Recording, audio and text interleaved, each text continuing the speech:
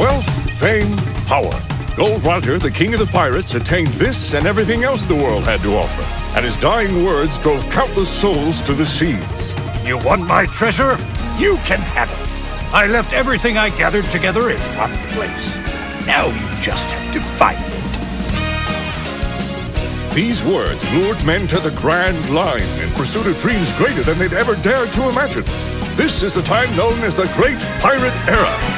Come aboard and bring along all your hopes and dreams. Together we will find everything that we're looking for. One Piece.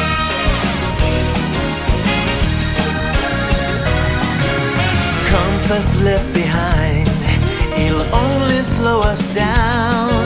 Your heart will be your guide. Raise the sails and take the helm. That legendary place that the end of the map reveals is only legendary till someone proves it real.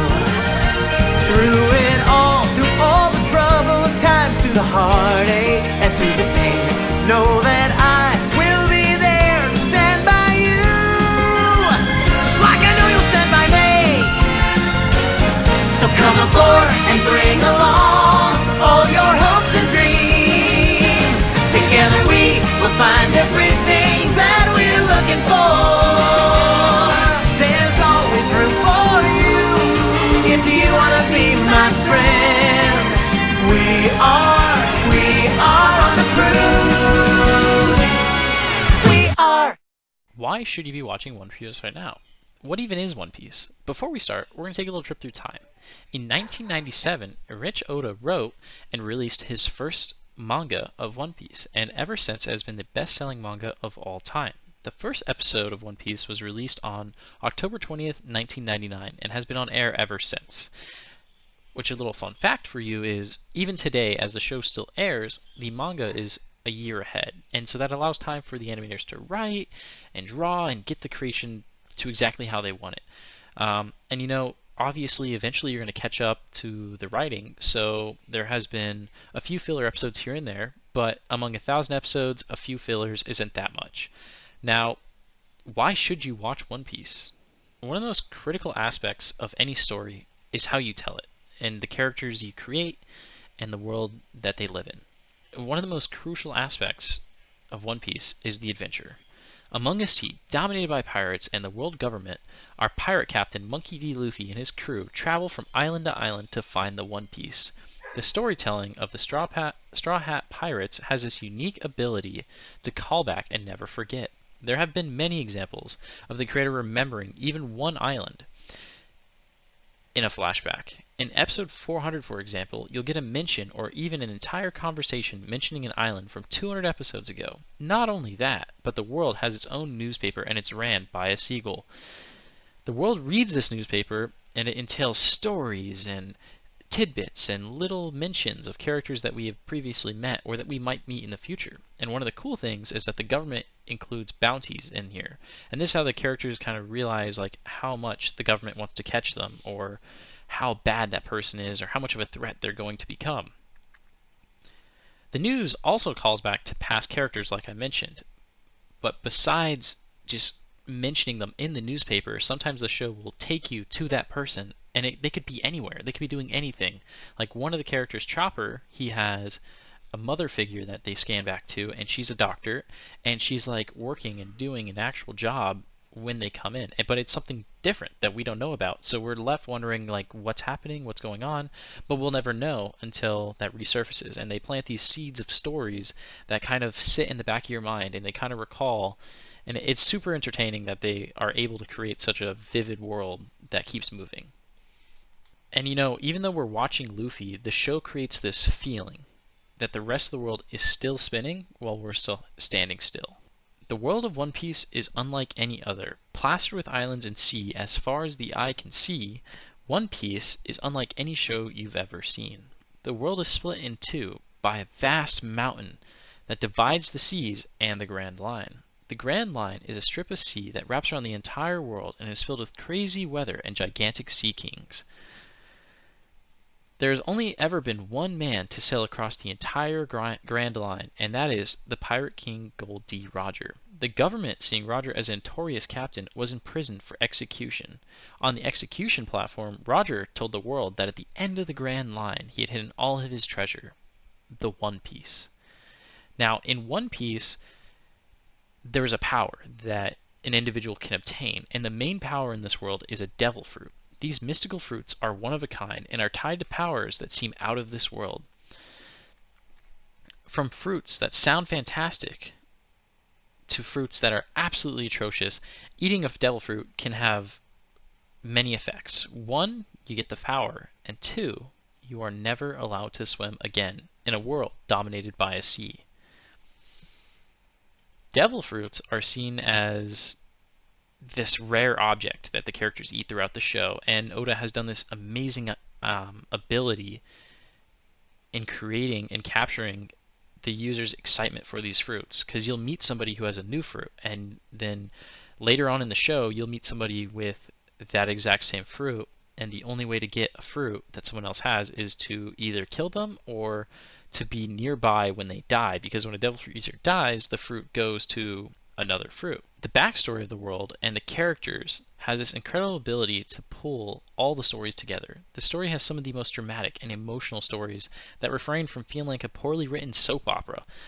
The background of some of the crew and even side characters have torn my soul open and removed the ability to look away from the show. The emotions from an animated series that is displayed through flashback action and even other characters are astonishing. There are characters that I didn't particularly appreciate while watching the show, and then later on we see them again, and they have either redeemed or somehow changed to further the story of Luffy and his crew. The Straw Hats alone have some of the closest bonds, and it shows repeatedly that the creator genuinely cares for every character in this show. For example, one of the characters you meet is originally Luffy's enemy, and I'm not going to spoil too much by entailing a little bit about the show, but later on, about 600 episodes later, that character and Luffy are together, and they actually have to work together and work through their differences to kind of achieve the same goal. And One Piece has so much to offer for anybody that wants to watch. There's action, adventure, romance, and comedy, and discoveries, and there's a world with vast amounts of opportunities. And One Piece explores all of it. And from your backstory, you have to tie it to something. And a lot of people can tie it to countries or ideologies or different things along that political spectrum. And One Piece actually explores the political spectrum kind of quite well. In the show, there is a government, and it is called the World Government. And their objective is to control, maintain, and keep order using the Navy.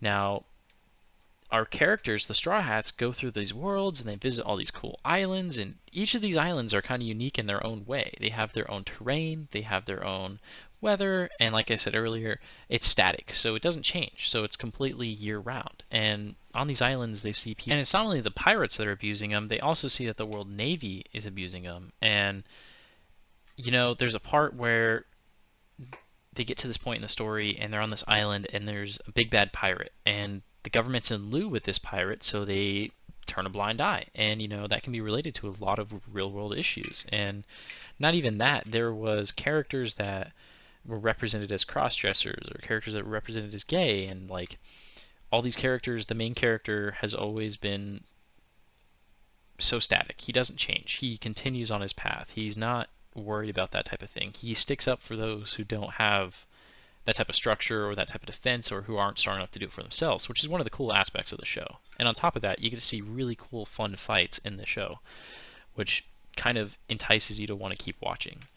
And beyond just the ideas and showing different elements of the real world, Oda also has this way of creating islands, and these islands feel so real. And some of these story elements for these islands are actually inspired by historical films, or even some of the plot elements are devised from real-world things, like the Egyptians were in one of them.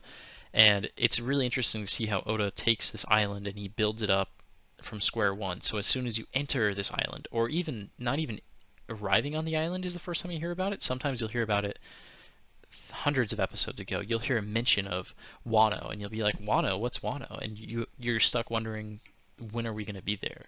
And it's that seed that I think really entitles people to like continuously come back to this show. And when they do come back for every episode that comes out every single week, they're upheld with awesome animation and this island that they're on that's so cool. And it's not always about the pirates. It's not just about the pirates. It's about their connection to people and the world and all these people they meet and their crewmates. And it's really just about this adventure. The only way I can really convince you to watch this show is to tell you that there's an adventure that you're not a part of yet.